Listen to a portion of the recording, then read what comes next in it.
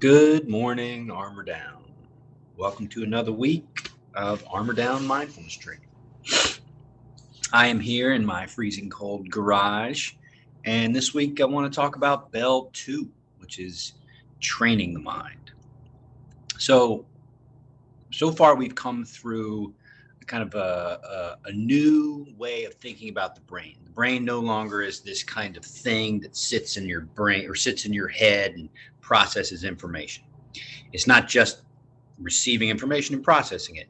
It is receiving information, predicting what's happening around you, and influencing how you react to what's around you based on your senses. So there's this identity element that's you coming from the top down. This is your story. This is your continuation.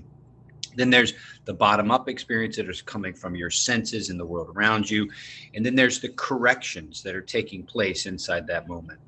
And the corrections that are taking place, these patterns of your identity, is part of what happens when you begin to practice and you begin to become mindful. You begin to recognize these patterns and these things that make up how you interact with the world are malleable. They can be influenced. And so learning how to do that is essential. And the first step to learning how to do that is taming the mind. And so we talked about it in the context of before you can interact with your mind in a way that is based off of your decisions, you have to tame it. You have to get it into a place that's more settled.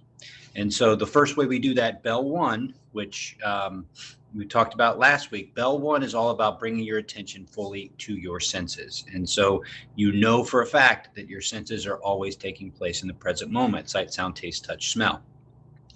The phrase that always comes up around taming the mind: curiosity tames the mind every time. If we can get a big symbol up, across the screen, curiosity tames the mind every time. So be curious. Be curious. What do you hear? What do you see? Light and shadow, shapes. What do you smell? What's the temperature feel like? How do you know? These little kind of cues, they kind of give the mind something to do. If you were to tame an elephant, you wouldn't tame the elephant by just be saying, like, here, do this. You'd give the elephant something to kind of do, give it something to, okay, all right, I'll here's a little tasty morsel. Right now in the warrior community, this is a big deal. So in the warrior community, taming the mind is setting yourself into a position where you're confident that everything is predictable, calm, and you don't have to worry. That's something that is what's called vigilance in the military community. Hypervigilance is when you can't really turn it off. If you're on guard, if you're on duty, if you've been trained to be attuned to threat, your body, your being is very attuned to survival. I mean, that's its core function, is to keep you alive, keep you embodied, keep you moving forward. So creating an environment of safety is really, really important. And if you think about the structures of the brain, the actual physical structures of the nervous system, what we'll start talking about today for Bell 2, when you tame your mind and you get it kind of settled, certain things, certain capabilities kind of open up. So taming the mind. Now, that's Bell 1. Bell 2 is training the mind. So you tame the mind in order to train the mind. So you've gotten the elephant's attention with curiosity. You've gotten your mind. You got the elephant's attention with a little morsel or something, right? The elephant's like, ooh, okay. You tame the mind with a little bit of curiosity. Okay, maybe I can see if I can hear how many different things at the same time. Okay. So you coaxed it in, right? You coaxed it into the present moment. So now it's, all right, well, let's train it. Okay, well, what are we going to train the mind to do? And we've talked about from the top down, kind of information coming from your identity down. So your identity is your past, future understandings. It is uniquely interacting with the world based on its projections about the world around you, and then how you interact with that. So it's creating that. So how do you train that? What does that mean? Well, the way you train your mind is by connecting it to the sensations of your body. Okay. So I know you've heard about your gut brain, and I know you've heard about, the nervous system. There's a couple sides. There's the sympathetic side of the nervous system, which we know as fight or flight, freeze, the kind of the survival, kill them all. And then there's the parasympathetic side of the nervous system, which is rest, digest, reproduce, sleep, all that other kind of stuff. Now, these sides, right? It's not black and white. It's not this side and this side. It's within these parameters, within these realms, is the fullest expression of what your nervous system is designed to do. So we talk about from the top down, from your identity, but the bottom up from your nervous system. So this is the body. This is the interaction with the body. This is, the body. Think about our identities, right? Our minds, our individual selves. Like the whole concept of that is like, in regards to how long this physical form, Homo sapien, has been around, the fact that it has an individual identity has been around for like that long. That's how long it's been. Like the notion of the Western sense of an individual, like you and me, and my name is Ben, and I have this. I am a unique individual. Like that is a Western concept. You got to understand that what we understand as Americans about identity and individualism and all that other kind of stuff is super unique. The whole concept has been around for a freaking fraction of a second compared to what's been around. So what's been around? This form, this body, right? This body has like, I don't know. You got to think about it as 13.5 billion years of evolution built into it. So it's 13.5 billion years of evolution in this tiny little hair thin layer of identity, right? That's the stuff that we're working with, individual. But what's been around is this billions of years of evolution. So this physical form has these sides of the nervous system. This is its intelligence, sympathetic side, parasympathetic side, which is kind of just a way to kind of mirror the whole. It's got these spectrums, these realms. And so this body is just, oh man, it's like, it's amazing. It's super smart. It's so smart. It's working on systems and structures that it's 13.5 billion years of evolution that you're embodied with, right? Now, how does the Western mind, in a sense, kind of interact with the body? Well, let's look at what we know about what really has defined the Western being. The Western being is World War II. The Western being was really defined by World War II. It was defined as scalable. It was defined as, the individual American soldier really changed what people's understanding was about what an individual could do, given the kind of the freedom to be an individual. Really surprising to other nations. The Japanese, for example, their identities were not individualized. The Germans, we shocked the world by the capacity of individualism.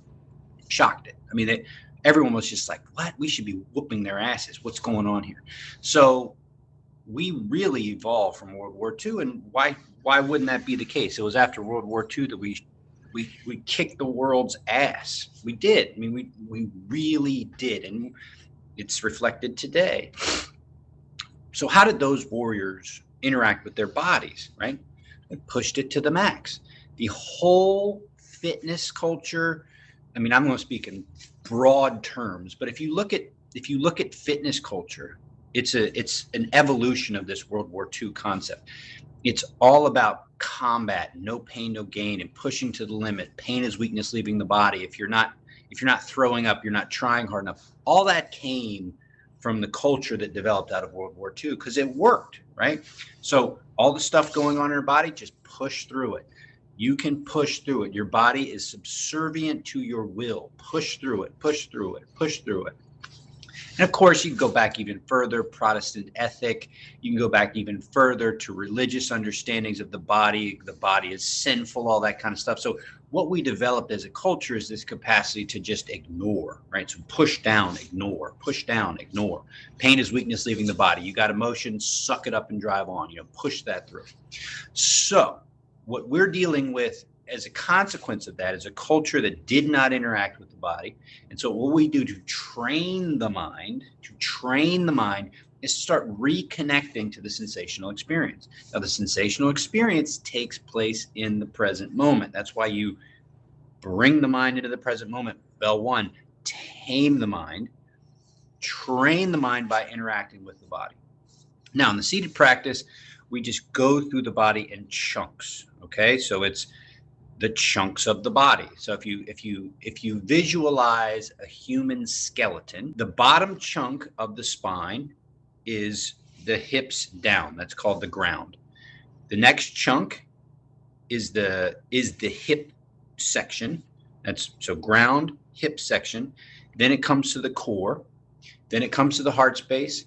Then it comes to the throat space. Then it comes to the head space. Okay, so these are the chunks that we're going to be focused on. Now, these same chunks follow the alignment of the chakras. So if you're a yogi, if you're familiar with the chakras, think of the chakras, boom, boom, boom, boom, boom.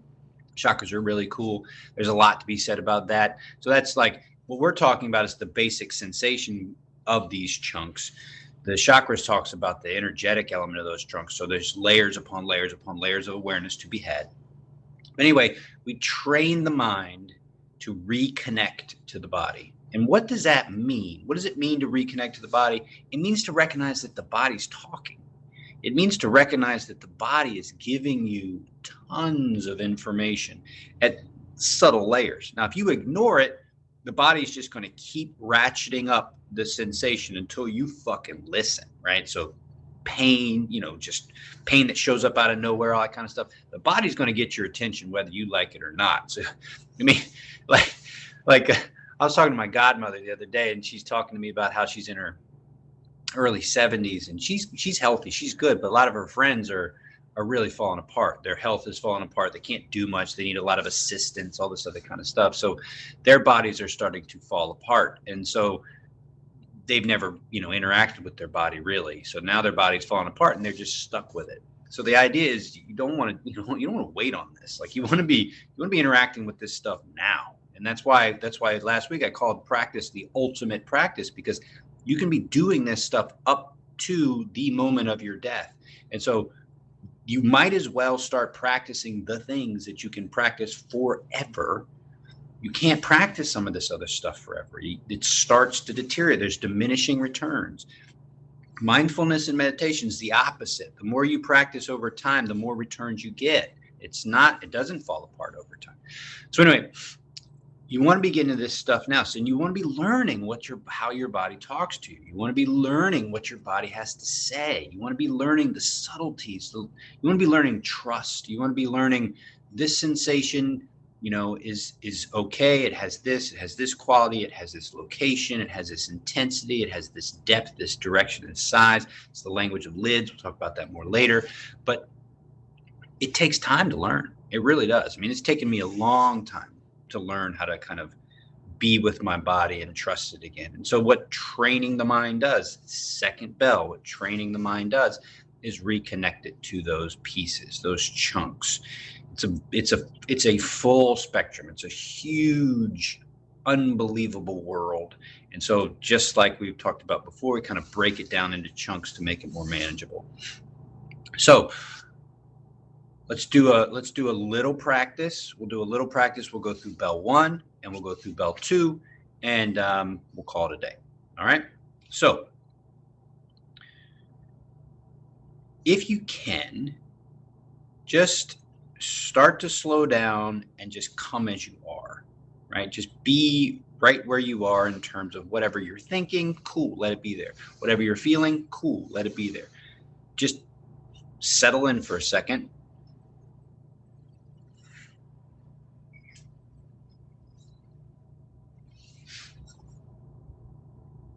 Here comes bell 1.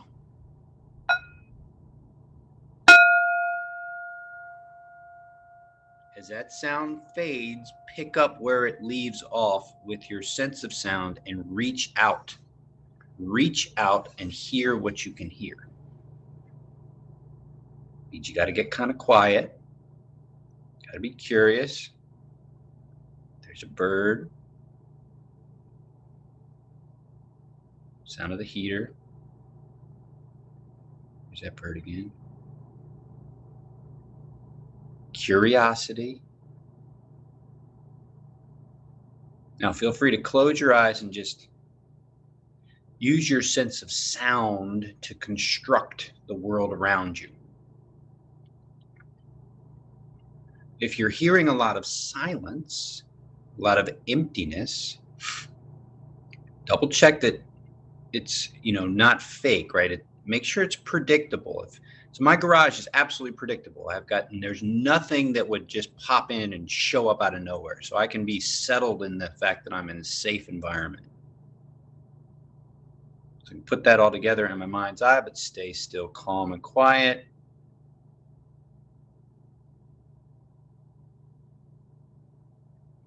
All right, now I'm going to go into bell 2.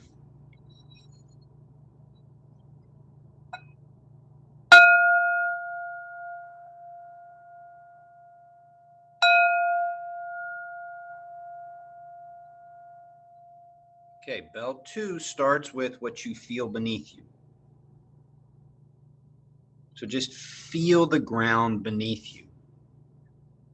Not just feel the ground, but feel how the ground is pushing against you. So I've got crisscross applesauce, so my ankles are pushing against the ground on a pad. So I can feel that. And then I got my cushion under my butt, so I can feel that. So I'm studying my ground. Next, the pelvis. So like think of a bowl, the pelvic bowl. So if I tilt forward, that bowl's spilling forward. If I tilt back, it's spilling forward. If I tilt left, if I tilt right, movement really helps. We're going to get into this more, but movement helps to kind of show up, sensations to show up. So moving around there, come to the core region. So that's front, sides, and lower back. So let it out. Let the core out. And then I like to lift in the heart. Lift in the heart. Throat space. So we've gone from the ground to the pelvis to the core, heart space. Now we're at throat. Throat, I always think of jaw and throat together. Then top of the head. Top of the head is top of the spine. So once I've gone through all the chunks, I look at the entirety of my body in its alignment, its balance, its settledness within itself. And then we might as well just do a full round of inhale and exhale.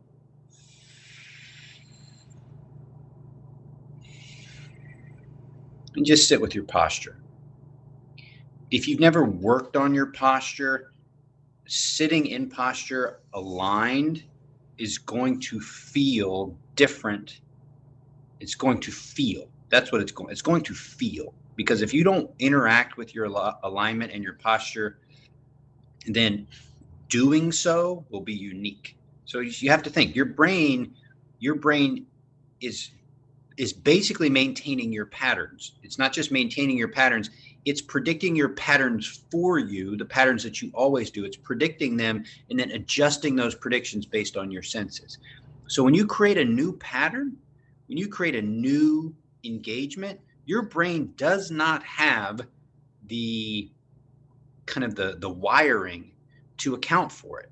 So it's trying to interact with patterns that it knows from its history of you. But now you've got this new thing. So this new thing is your brain's like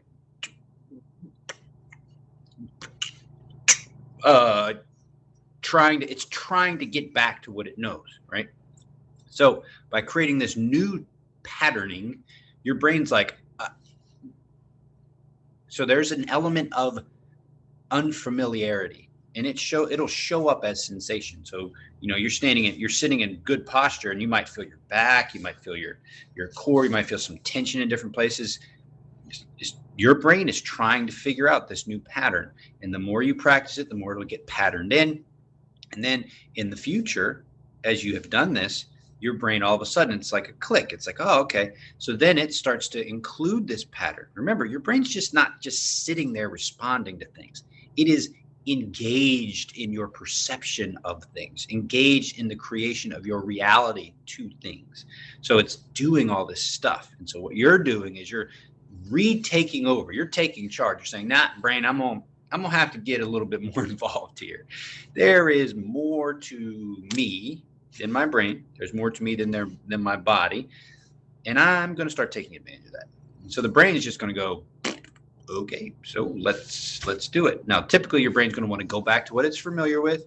So it's going to be like, just forget all this practice stuff. Just sleep it. But that's where the practice comes in. This is this is something you have to work at. And part of what you're working at is the fact that there's more to you than your gear, your equipment, your brain, your body.